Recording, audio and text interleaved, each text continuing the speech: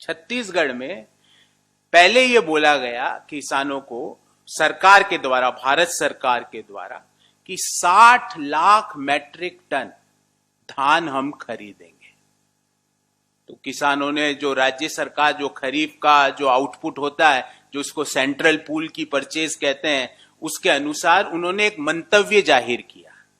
तो राज्य सरकार ने उस आधार पे चालू किया प्रोक्योरमेंट।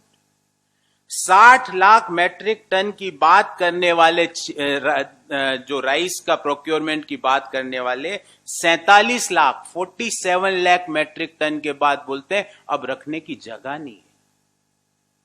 एक तरफ तो प्रधानमंत्री जी बार बार देश को आके बोलते हैं कि हमारा पब्लिक प्रोक्योरमेंट को कोई चिंता नहीं है, कोई प्रश्न चिन्ह नहीं है, तो ये पब्लिक प्रोक्योरमेंट क्यों रुका गया है? छत्तीसगढ़ में किसानों को ये वापस क्यों लौटाया जा रहा है कि हमारे पास रखने की जगह नहीं है? इसका मतलब आपने अभी तक प्रोक्योरमेंट स्टार्ट नहीं किया है।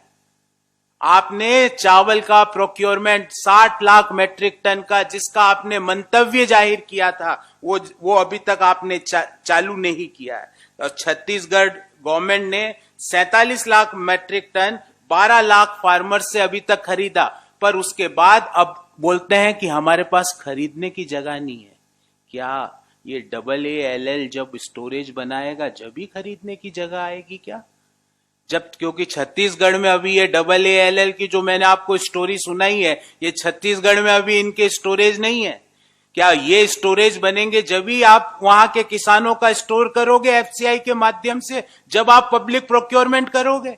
एक तरफ MSP की लीगल गारंटी पे बात नहीं बनाई जाती है, दूसरी तरफ बार बार किसानों को कहा जाता है कि हमारा पब्लिक प्रोक्योरमेंट कभी कम खत्म नहीं होगा। ये क्या हो रहा है? और ये तो उस समय के हालात हैं जब 39 दिनों से किसान बॉर्डर्स पर बैठे हैं, उस समय ये हालात हैं। उसके अलावा क्या होता होगा आप और मैं समझ सकते हैं, इस किसान की व्यथा को समझ सकते हैं।